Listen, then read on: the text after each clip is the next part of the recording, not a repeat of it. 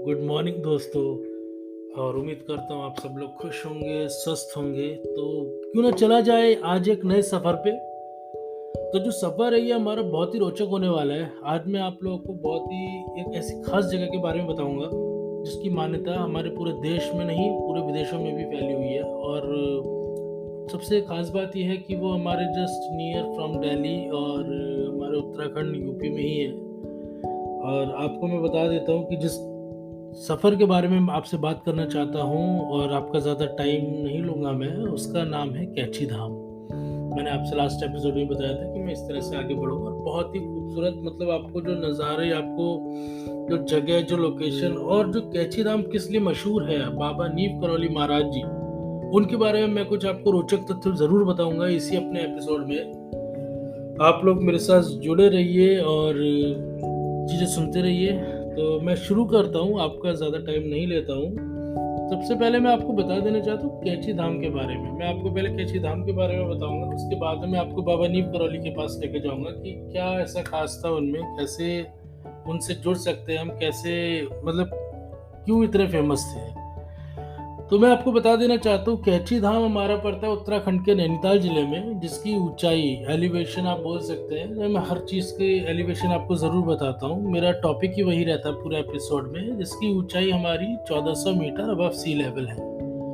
अल्मोड़ा से आप नैनीताल अल्मोड़ा रोड पे पड़ता है ये पूरा। भवाली से 9 किलोमीटर है और नैनीताल से 17 किलोमीटर, 17 किलोमीटर फ्रॉम नैनीताल।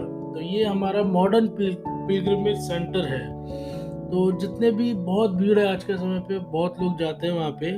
और वहाँ पे क्या कहते हैं, जो आश्रम बना हुआ है श्री नीम करौली बाबा महाराज जी का, वहाँ पे दर्शन करने के लिए जाते हैं लोग। आपको मैं बताता हूँ कि वहाँ पे हर साल 15 जून को भंडारा होता है। भंडारा मतलब लोगों की सेवा में उनको खाना खिलाया जाता है, बहुत बड़े लेवल पे होता है। और आप हंसी मानेंगे, वहाँ 1 लाख से ज़्यादा लोगों को उस एक दिन में 15 जून में वहाँ पे भंडारा खिलाया जाता है। बाबा का भंडारा लगता है, बहुत खूबसूरत है, बहुत टेक्नोलॉजी से उनका पूरा आश्रम बना हुआ है। सारी चीज़ें मतलब ऑटोमेटेड है, बहुत कुछ वहाँ पे भंडारे में बनाने के लिए मशीन्स लगाई गई हैं। तो अच्छी चीज़ है, आप एक बार ज़रूर जाइए। बहुत भीड़ होती है, आप लोगों को जाना चाहिए एक बार। और वही मज़ा है, वहाँ दर्शन करके बाबा का प्रसाद भंडारा ज़रूर खाएं। तो अब मैं आगे अगर बढ़ता हूँ आपसे, ये जो आश्रम था कैची धाम, वो महाराज नीम करौली बाबा ने 1962 में बनाया था और वेरी वेल मेंटेन्ड है आप, और नीट एंड क्लीन है बहुत ज़्यादा। आपको खुद पता चल जाएगा कि ये काफ़ी अच्छी जगह है। और बहुत एक वैली से में चारों तरफ पहाड़ है, उसके बीच में बसा हुआ है। ये बहुत खूबसूरत वाइब भी अलग आती है यहाँ पे। और इनको बताया जाता है बाबा को कि ये भगवान हनुमान के बहुत बड़े भक्त थे और इनकी टीचिंग्स बहुत दूर दूर तक थी। अभी रिसेंटली मैं आपको एक बात बताता हूँ कि इस आश्रम में विराट कोहली और अनुष्का शर्मा दोनों आए थे दर्शन करने के लिए। तो ये एक हमारा बहुत ही फेमस है ये मंदिर, और हमें बहुत ही गर्व होता है कहने में कि हमारा इंडिया, हमारा उत्तराखंड, हमारी देवभूमि इतनी फेमस है। इतनी अच्छी अच्छी चीज़ें हैं आपको बताने के लिए और जाने के लिए कि मुझे नहीं लगता कि बाहर जाने की ज़रूरत पड़ेगी। बाहर के लोग खुद हमारे इस चीज़ों को एक्सेप्ट कर रहे हैं, हमारी फ़िलॉसफ़ी एक्सेप्ट कर रहे हैं, हमारी टीचिंग्स एक्सेप्ट कर रहे हैं। तो ये हमारे लिए बहुत गर्व की बात है। तो हमें भी कोशिश करनी चाहिए इन चीज़ों के बारे में जानने की। आप लोग ज़रूर जाइएगा, वहाँ पे हर तरह का आपको ऑप्शन मिल जाएगा। तो लेकिन इससे आगे मैं आपको एक चीज़ बताता हूँ, बहुत ही रोचक तथ्य बताता हूँ मैं। अब मैं आता हूँ बाबा नीम करौली जी पे। तो इनका जो जन्म हुआ था, इनको पहले बोला जाता था लक्ष्मण नारायण शर्मा। 1900 में ये इनका जन्म हुआ था फिरोजाबाद जिले के अकबरपुर गांव में, जो कि उत्तर प्रदेश में पड़ता है। तो वो बहुत ही अच्छे खासे ब्राह्मण फैमिली में जन्मे थे। और उनकी शादी 11 साल की उम्र में करा दी थी, लेकिन वो अपना घर छोड़ करके वॉन्डरिंग साधु के रूप में बाहर उन्होंने त्याग दे दिया था। वो निकल गए थे घर से।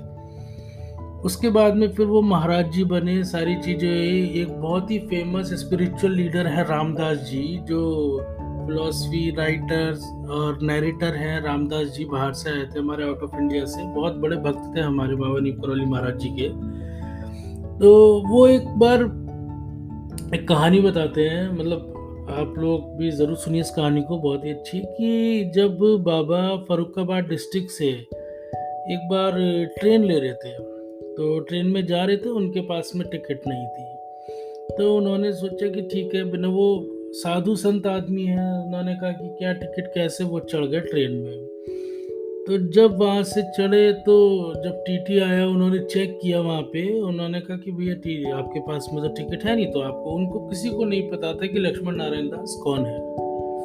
और ऑब्वियसली कितने लोग आज के समय में आप देखते हैं, काफ़ी लोग बिना टिकट के चढ़ जाते हैं, काफ़ी हाई एक्शंस होते हैं, उन पे सब चीज़ें होती है। तो वहाँ पे भी उस समय पे भी कुछ ऐसा स्ट्रिक्ट एक्शन था, और वहाँ पे लोगों ने, और जो फोर्स थी, सब लोगों ने बाबा को बोला कि नहीं, आप ट्रेन से उतरिए। कंडक्टर ने देखा, जब बाबा उतर गए वहां से, कंडक्टर ने देखा कि वो ट्रेन फिर चली नहीं वहां पे। कितने अटेम्प्ट लगाए, कितना वहां पे ट्रेन को स्टार्ट करने की कोशिश करी, लेकिन वो ट्रेन स्टार्ट ही नहीं हुई। बट किसी ने वहां पे सजेस्ट किया कि एक बार जिन साधु बाबा को आपने उतारा था ना, उन साधु बाबा को वापस ट्रेन में बैठा दो।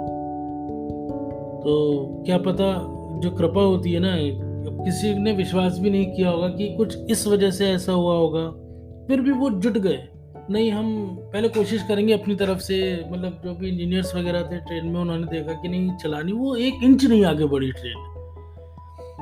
अब उन्होंने कुछ तो गड़बड़ी, लेकिन देखा जाएगा। तब फिर वो बाबा के पास गए, नीम करौली के पास में, और उन्होंने कहा कि बाबा एक बार आप वापस ट्रेन में आ जाइएगा, क्योंकि ये स्टार्ट नहीं हो रही है। हमने काफ़ी ट्राई किया, काफ़ी अटेम्प्ट इसमें लगाए थे, लेकिन किसी ने हमें बताया था कि आपको दोबारा ट्रेन पे आने के बाद ही हमारी ट्रेन आगे बढ़ेगी, तो शायद ऐसा हो सकता है। तो बाबा काफ़ी मिन्नतों के बाद में फिर वहाँ मान गए, और उन्होंने ट्रेन में चढ़ने के लिए अपनी 2 शर्तें रखी।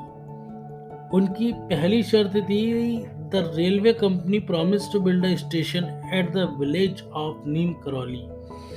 तो एक गांव पड़ता था नीम करौली, उन्हें नियरेस्ट स्टेशन था, जो कि लोगों को वहां से पैदल चल के 2 किलोमीटर जाना पड़ता था, और दूसरे स्टेशन पे उन्होंने कहा नीम करौली में एक स्टेशन बनना चाहिए।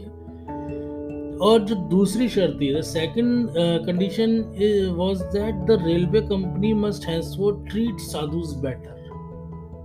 जितने भी साधु महाराज संत आदमी हैं, रेलवे कॉरपोरेशन को उनसे बहुत ही सभ्य तरीके से पेश आना चाहिए।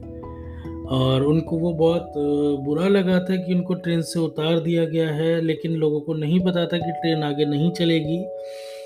तो ऑफिशियल्स मान गए थे बाबा की दोनों शर्तों को। फिर बाबा जब वापस चढ़े ट्रेन में, तो बाबा ने जोक किया वहाँ पे, बहुत ही अच्छे तरीके से बोला, क्या कि ये ट्रेन वास्तव में मेरी वजह से नहीं चल रही थी। तो जब बाबा चढ़े वहाँ पे, ट्रेन स्टार्ट हुई, लेकिन जो ड्राइवर था वो आगे प्रोसीड ही नहीं कर रहा था। वो समझ गया था कि ये बहुत बड़ी शक्ति है हमारे साथ में आज।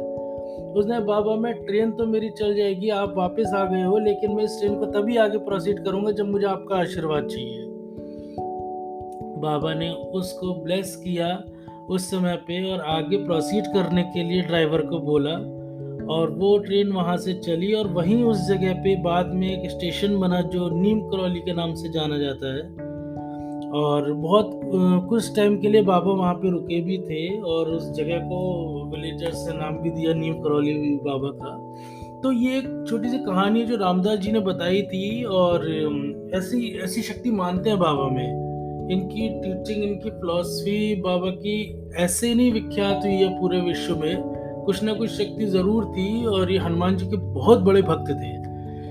तो ये एक छोटा सा, मतलब मैंने आपको एक सफर नीम करौली बाबा का और कैची धाम का बताया। आप लोग जरूर एक बार दर्शन करने जाइए, बहुत खूबसूरत जगह पे है, हमारे लोअर हिमालय उत्तराखंड में ही है, 1400 मीटर की हाइट पे है, और आपको बहुत अच्छा लगेगा जा करके।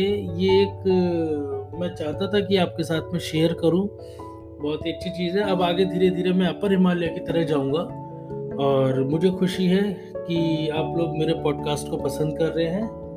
And thank you so much, हम फिर मिलेंगे। Thank you.